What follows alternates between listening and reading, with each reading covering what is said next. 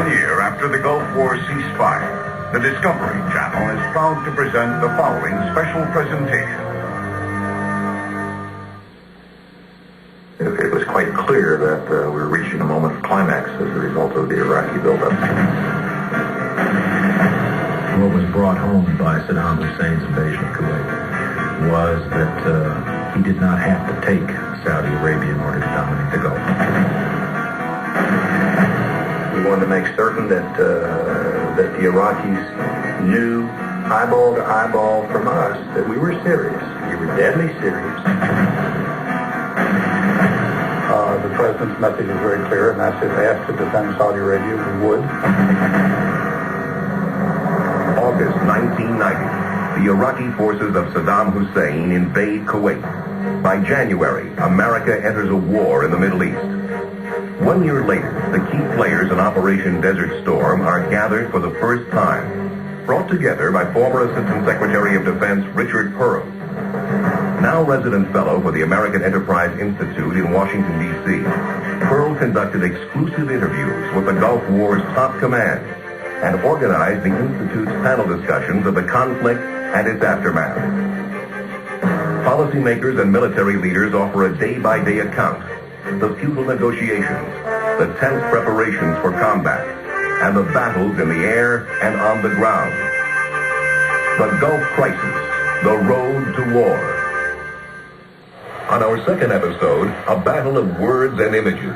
The negotiations continue, but Allied forces led by America prepare for combat. What stunned me is that when the second increment of 250,000 troops started to move toward Saudi Arabia, Hussein still did not understand, as any junior military officer in the United States would have understood, that he was going to lose. On this episode, our American Enterprise Institute panel is led by Richard Pearl. Once we decided how many forces it would take, General Schwarzkopf said how many forces it would take to do the job. The President said, let's do it. 3 weeks after Iraq invaded Kuwait, President Bush was still giving the appearance of enjoying his usual summer vacation in Maine. But on August 22nd, he summoned his war cabinet for a crisis meeting. When the President has gone to Kennebunkport in the summers, General Scowcroft and I have split the time up there, and this meeting took place during the time I was up there with my children. Everyone else flew up from Washington, Scowcroft, Powell, Cheney. Frequently, and especially in the summertime, end up in the middle of a crisis meeting in Kennebunkport for one reason or another. The decision the President was faced with that afternoon was, do we act now to show our determination that we are going to use force to intercept Iraqi shipping, or do we take a little bit more time? The crisis had actually started 4 days earlier. An American frigate fired warning shots at an Iraqi tanker, which refused to stop in the Gulf. Iraq had earlier called the blockade an act of war and said there would be grave consequences if more shots were fired. We had, it seemed like, 2 or 3 deputies meetings a day, and we were tracking Iraqi ships heading for Aden, and there was a lot of debate about what the significance would be if it got to Aden. This was a specific test being thrown down by Saddam Hussein. This did not just seem to be ships coming in through the normal course. I think the numbers of ships and the fact, if I recall, that some were heading toward Iraq, others are going from Iraq to Yemen, seemed to us, again, to be a bit of testing on his part to see if these international sanctions, which again were a rather new art form, would in fact be enforced.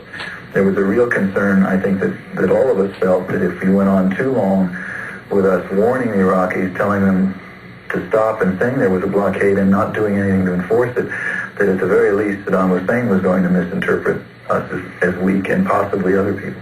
All the leaders in the region asked, is the U.S. serious? Is it going to stay the course? The legitimate government of Kuwait would like to see these sanctions enforced, as indeed would most of the rest of the world, so that this aggression can be reversed and further aggression can be deterred. As James Baker flew to Wyoming for his vacation, the Gulf strategy hung on one question. The question was whether or not we should proceed under Article 51, which we were all asserting we had a full legal right to do, or whether, in order to keep the coalition together, we should take a little bit longer and try and get yet another resolution from the Security Council authorizing use of force to enforce the embargo. There was always the tension between when you used the United Nations and when you went to the United Nations and when you didn't. We could have done it alone, we could have done it with what we had, but you had to think of this not just as a narrow exercise, but as trying to keep together this large coalition for purposes down the road that might even be more ambitious. Would we intervene unilaterally, or would we go to the UN, not knowing at that point whether we would get authority? And we were divided on the issue, and I wanted to move, and Secretary Baker didn't. The president was being pushed by some others to move a little bit more quickly, and I was counseling him to at least give us a chance to see if we couldn't bring the Soviets along. While James Baker was on vacation, his deputy, Lawrence Eagleburger, represented the State Department.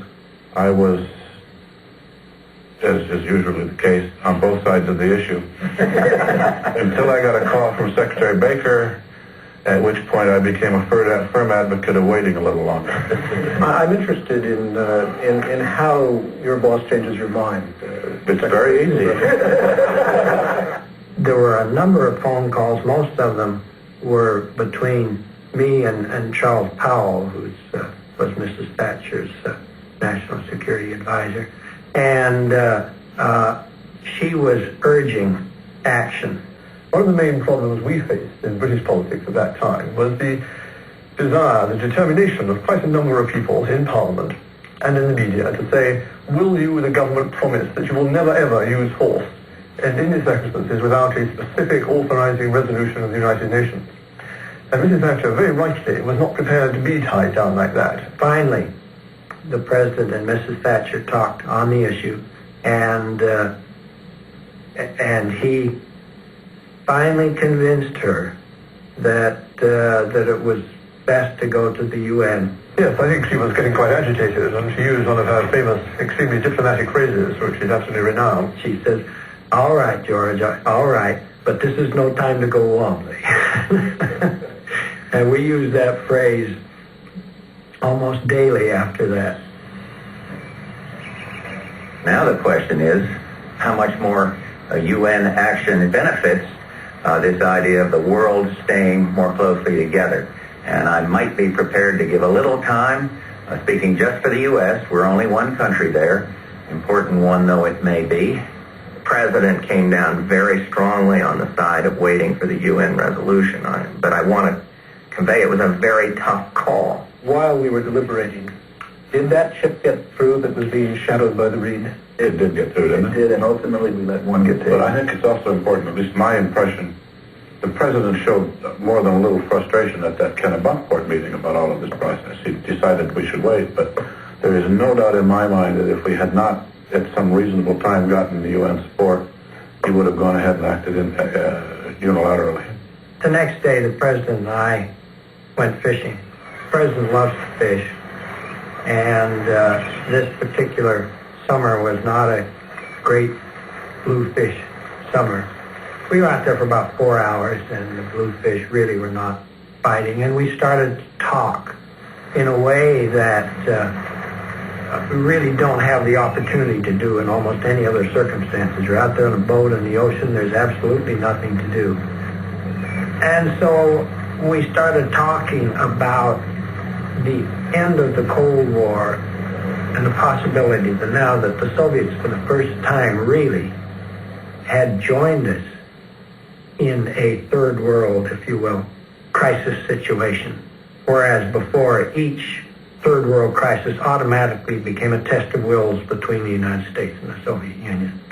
And did this open up the possibilities for what came to be called a New World Order? At the end of the third day, Shevardnadze called me back and he said, well, we've made our run at the Iraqis. We're not going to be able to get anything done, so we'll go with you on that resolution. And they voted with us. When we return to the Gulf crisis, the road to war, Saddam Hussein shocks the world with a hostage situation.